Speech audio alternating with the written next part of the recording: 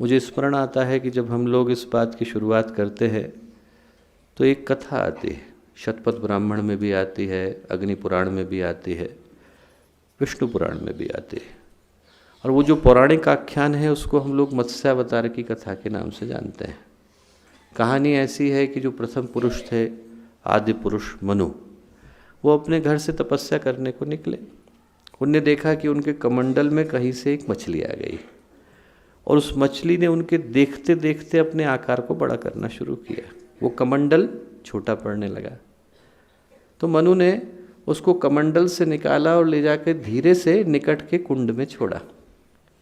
वो कुंड भी उनके लिए छोटा पड़ने लगा तो उनने उनको कुंड से निकाला और एक सरोवर में ले जा कर के छोड़ा।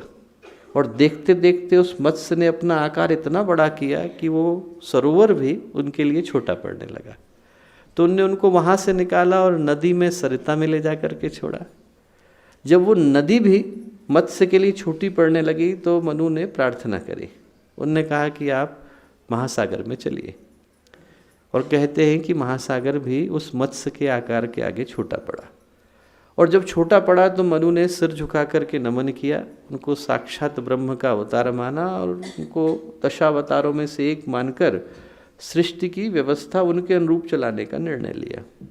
और मत्स्यावतार ने क्या किया? मत्स्यावतार ने हयग्रीव का वध किया, वेदों का, ज्ञान का संरक्षण किया। और जब प्रलय जैसी परिस्थितियां बनी तो जो अच्छे लोगों का समुदाय था, ऋषि थे, मुनि थे, देवता थे, मनुष्य थे, जंतु जगत के, पशु जगत के, पक्षी जगत के, हर जगह के जो एक एक जोड़े थे उनको सुरक्षित करके हिमालय के उत्तुंग शिखरों पर ले जाके छोड़ दिया।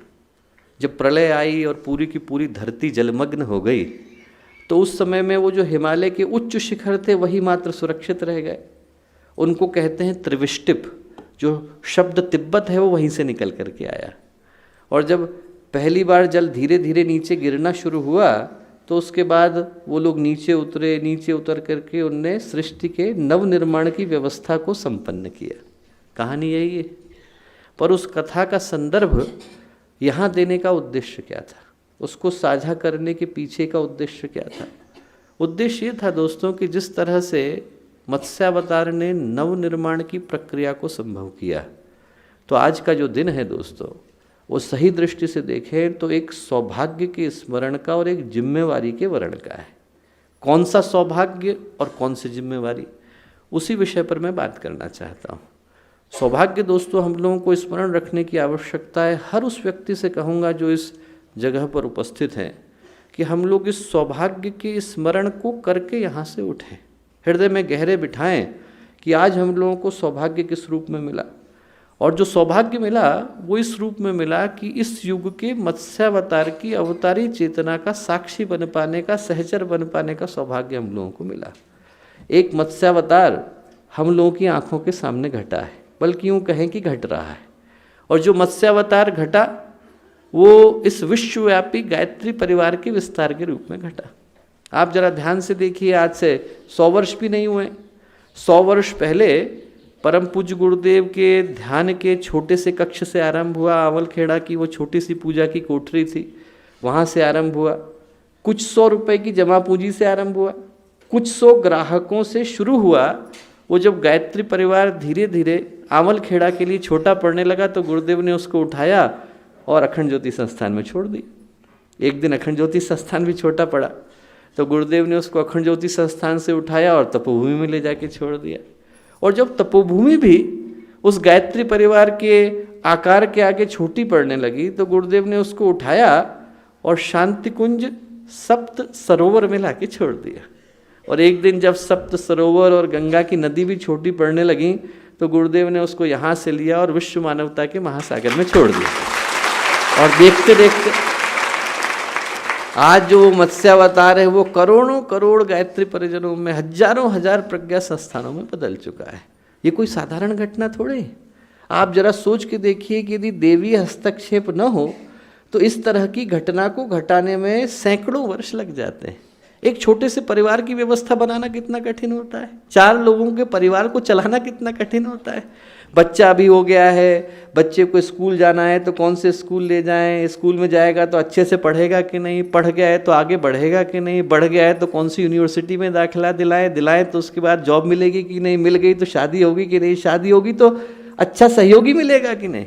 एक छोटे से परिवार की व्यवस्था बनाने में आर्थिक व्यवस्था है, सांस्कृतिक व्यवस्था है, आध्यात्मिक व्यवस्था है, पारिवारिक व्यवस्था है, बनाने में व्यक्ति की पूरे जीवन की ऊर्जा एक ही जगह पर खप जाती है। और जब आप ऐसे में करोड़ों लोगों को, लाखों लोगों को भावना के, श्रद्धा के, निष्ठा के, आस्था के एक धागे में बंधा हुआ पाते हैं। भाषाएं अलग हैं, संस्कृति अलग है, कल्चर अलग है, कोई किसी परिवार से आया है, कोई किसी परिवार से आया है, किसी के घर में हजारों रुपए हैं, किसी के घर में शाम की रोटी जो है बड़ी मुश्किल से जुट पाती है, पर सब एक व्यवस्था में बंधे हुए हैं। और जब आप उनको एक व्यवस्था में बंधे हुए देखते हैं, एक गुरु के लिए समर्पित पाते हैं, एक उद्देश्य के लिए समर्पित पाते हैं, तो अपने आप जो दृष्टि है वो गुरुदेव की तरफ जाती है और सिर झुक जाता है। सिर झुक जाता है कि उनने, उस ईश्वरीय सत्ता ने हम लोगों को उनकी इस देवी योजना में सहचर बन पाने का सौभाग्य दिया। सौभाग्य जो हम लोगों को मिला दोस्तों, वो इस युग के मत्स्यावतार का अंग बन पाने का मिला। आप जरा ध्यान से देखिए कि जब उस युग का मत्स्यावतार हुआ था तो परिस्थितियाँ क्या थीं, उनके सामने जिम्मेवारियाँ क्या थीं। उस युग के मत्स्यावतार के सामने में 3 जिम्मेवारियाँ थीं। एक तो प्रलय जैसी परिस्थितियाँ थीं, दूसरा प्रलय जैसी परिस्थितियों के मध्य में अच्छे लोगों के समुदाय को, समूह को संगठित करके, सुरक्षित करके ऐसे स्थान पर छोड़ना था जहाँ पर वो नवनिर्माण की गतिविधियों को संभव कर सके। फिर से बोलूँगा, प्रलय जैसी परिस्थितियों के मध्य में अच्छे लोगों के समुदाय को संगठित करके उनको उस स्थान पर छोड़ करके आना था जहाँ पर वो नवनिर्माण की गतिविधियों को संभव कर सके। अब ऐसी स्थिति में आप गुरुदेव का 1987 का लिखा हुआ प्रपत्र पढ़ के देखिए, महाकाल का घोंसला शांति कुंज। उसमें गुरुदेव ने क्या लिखा? उसमें गुरुदेव ने लिखा कि जो शांति कुंज है, आप देखिएगा कि 21वीं सदी में इसके माध्यम से ऐसा तूफानी प्रवाह पैदा होगा जिसके आश्रय में भारत ही नहीं बल्कि पूरे विश्व को शरण लेने के लिए मजबूर होना पड़ेगा। और उसके आगे गुरुदेव ने क्या लिखा? उसके आगे जो गुरुदेव ने लिखा उसको मैं जब पढ़ता हूँ तो मेरे एकदम रोए रोए खड़े हो जाते हैं। गुरुदेव ने उसमें लिखा कि शांति कुंज में महागरुण के डैनों के भीतर हमने अपने बच्चों को अंडों की तरह से छुपा के रख दिया है।